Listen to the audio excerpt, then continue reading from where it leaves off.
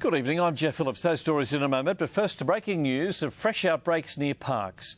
Two fires thought to be started by a train are burning over a 50-hectare area at Bogongate. Fire controllers say one blaze has spread into a nearby mountain range. 12 tankers and 6 water-bombing aircraft are being used to try and control the blaze. A former army barracks, now used for private housing, is under threat from that fire front. Winds are gusting up to 30 kilometres an hour, fanning the blaze in a westerly direction. Now to other fires during the day. Firstly, a fast-moving grass fire at Hargraves near Mudgee. The yet-to-be-contained fire has burnt out 40 hectares. 10 tankers, 8 aircraft and 4 heavy plant teams are on site in the effort to halt the fire, but strong winds are fanning the flames. New fires sprang up today at Brawongal, southeast of Bathurst, Woodstock near Blaney and Trundle. Peter Freestone has the story. Firefighters at Canobolas Rural Fire Service headquarters are playing the waiting game. Tankers and other equipment are on standby, ready at a moment's notice to spring into action. Some Canobolas crews are already in the thick of it, fighting a blaze out of zone.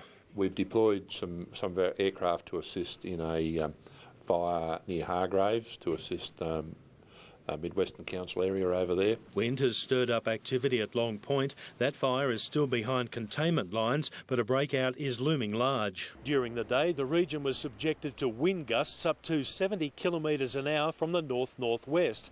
Later this evening, the wind is expected to swing around to the west, further increasing the fire danger. The fire danger is extreme, so we've got to be prepared for anything that comes along, and everyone is prepared and waiting and hoping that nothing happens, but we'll be there to address anything that does come along. Strike teams are on high alert. Not all our resources are here. They're scattered right across the zone. We've got machinery strategically deployed. We're working with our councils.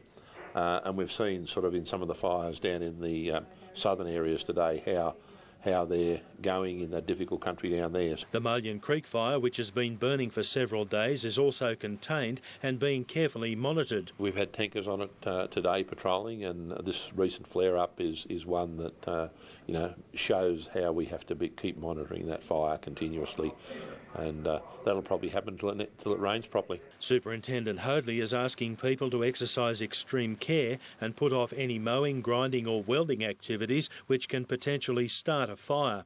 Police warn of severe penalties for those deliberately starting a fire. Under the Crimes Act, there's intentionally setting a bushfire, which carries a maximum penalty of 14 years. There's also offences under the Rural Fires Act that carry quite significant penalties with terms of imprisonment. The RFS website details up-to-date fire information. Peter Freestone, Win News. Late this afternoon, Parks, Forbes, Condobolin and Grenfell were upgraded to catastrophic conditions. A total fire ban remains in place across New South Wales. Win News will keep you up to date if any other emergency situations arise across the viewing area. The situation throughout the Orana district is also on tenterhooks. High winds coupled with dry fuel make for a potentially lethal combination. The area remains on a very high to extreme fire alert. Kate Fotheringham has the details. While a large slice of New South Wales is in a serious situation, the Orana district remains on high fire alert.